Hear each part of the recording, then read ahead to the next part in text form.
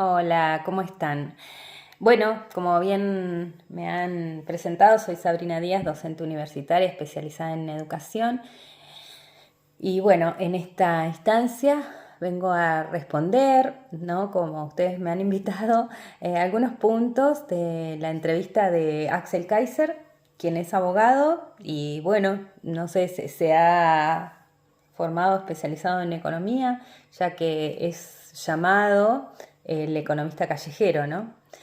Bueno, en esta entrevista lo que él indica en un primer punto que tiene como un debate ya ganado, ¿no? Como que ya planteó este debate de la educación como un bien económico y no como un derecho, él siendo abogado, ya lo planteó frente a gente inclusive de izquierda y que es un debate ganado.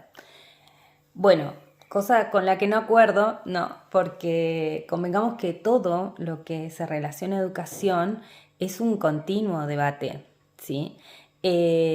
Somos sujetos sociales, la sociedad cambia continuamente, ¿sí? Y no podemos cerrar un debate en educación y decir, bueno, esto es así y listo, se cerró. El debate sobre educación debe ser un debate continuo y abierto y sus participantes deben ser en lo posible toda la sociedad, pero sobre todo aquellas personas que estamos continuamente trabajando en educación, ¿no? Y sobre todo, bueno, también analizándola.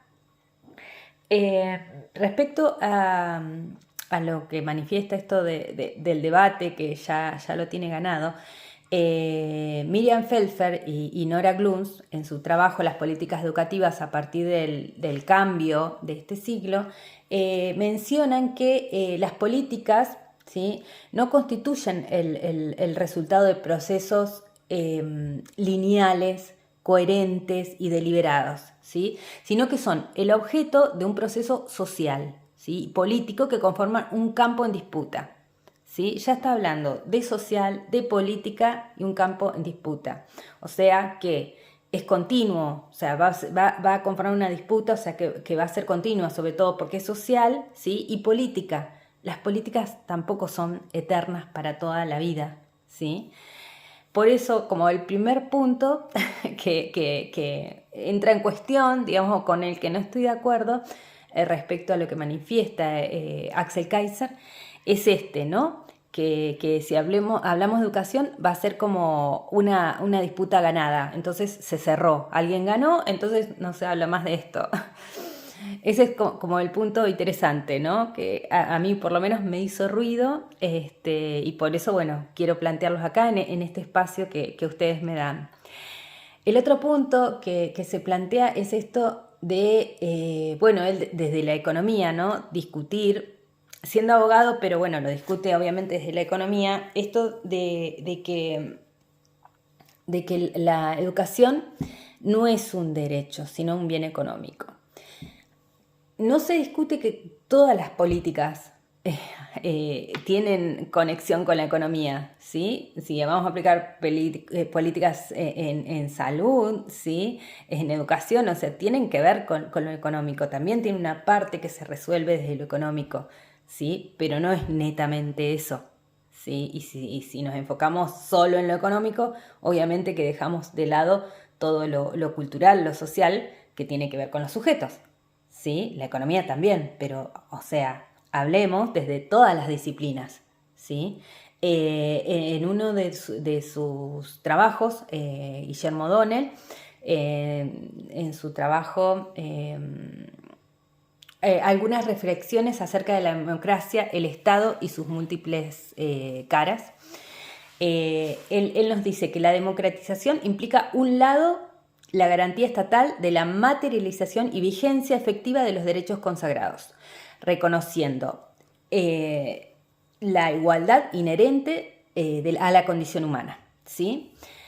Entonces, acá bien lo explica, democratización, ¿sí? ¿Qué es esto que tiene que ver con la efectiva vigencia de los derechos consagrados, ¿sí? O sea, bien lo indica nuestra Constitución, ¿sí? ¿sí? El derecho a la educación y desde el artículo 16 que indica que todos los habitantes somos iguales ante la ley, ¿sí? Entonces, ser igual indica que aquel que puede acceder a una educación y tiene dinero, también estaría en condición de igualdad aquel que no tiene dinero, pero también debería acceder a la educación. Estamos hablando de igualdad. Axel Kaiser es chileno, ¿sí? No se va a regir por nuestra Constitución Nacional, pero en la Constitución de la República de Chile también indica desde su artículo 1 esta cuestión de igualdad, ¿sí? Que todas las personas nacen libres e iguales en dignidad y derechos, ¿sí? Entonces, si estamos hablando de igualdad, ¿sí? Y estamos poniendo de por medio o priorizando, como él lo indica, ¿sí? La educación como un bien simplemente económico, ¿sí? Y no como un derecho, ya estamos dejando de lado la igualdad y estos principios constitucionales, ¿sí? Él es abogado, yo no. Pero bueno, es como un poco fuera de lugar que deje de lado estas cuestiones, ¿no? Como abogado. Bueno, el tiempo es tirano, así que bueno, voy a tratar de cerrar y ser breve con otro de los puntos que manifiesta Axel Kaiser, que es esta como frecuente visión que tiene de ligar al lucro a la educación, ¿sí? Ligar el lucro, las cuestiones de mercado a la educación, es como manosear un derecho adquirido, ¿sí? Sabemos que por historia nuestra y hasta historia universal, los derechos adquiridos no vuelven para atrás. Los derechos adquiridos son un punto y aparte. De ahí en más se suma, ¿sí? No es un punto final porque se puede seguir discutiendo, debatiendo como se propone, ¿no? Pero no se vuelve para atrás, no se borra, ¿sí? Un trabajo de Laura Graciela Rodríguez, que es una profesora investigadora, habla de las políticas educativas del macrismo, ¿sí? Y las compara con el gobierno anterior, 2003-2015, que es kirchnerista. Menciona también cuestiones de presupuestos y hace una clara comparación en cuanto a números, se visualiza muy claro en su trabajo todo esto, y que mantiene una impronta totalmente neoliberal, ¿no? El gobierno macrista. Prioriza obviamente las leyes de mercado, ¿sí? El mercado es importante, es parte de nuestra economía, tiene sus propias leyes, ¿sí? Pero no es prioridad en cuanto a derechos. Los derechos adquiridos no se deben tocar. Los derechos adquiridos son como un punto y aparte. Se pueden seguir reflexionando, analizando, mejorando, pero no se tocan para atrás, ¿sí? Son derechos adquiridos, no se manosean, ¿sí? La misma historia nuestra y hasta la historia universal ha mostrado esto, ¿sí? Es peligroso, ¿sí? Volver para atrás una adquisición de derechos, ¿sí?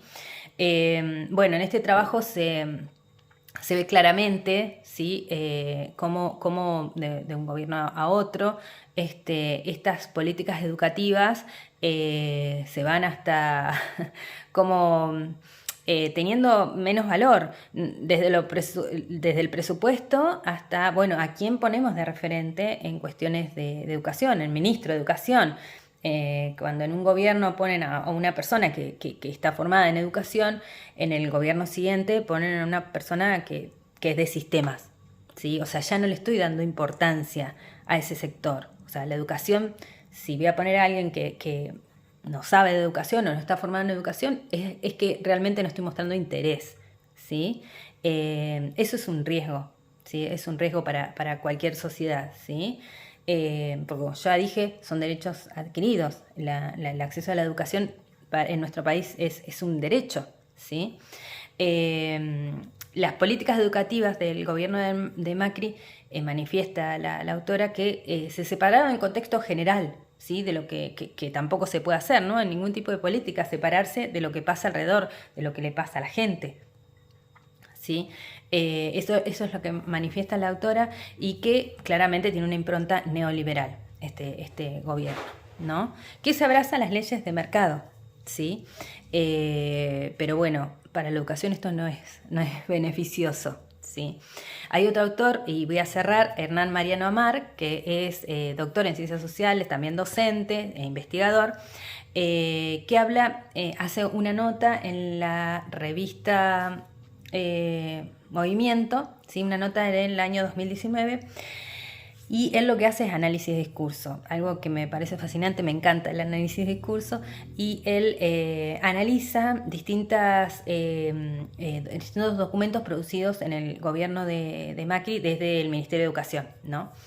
Y da a entender, pero claramente, que el Estado está delegando responsabilidades a la comunidad, ¿sí?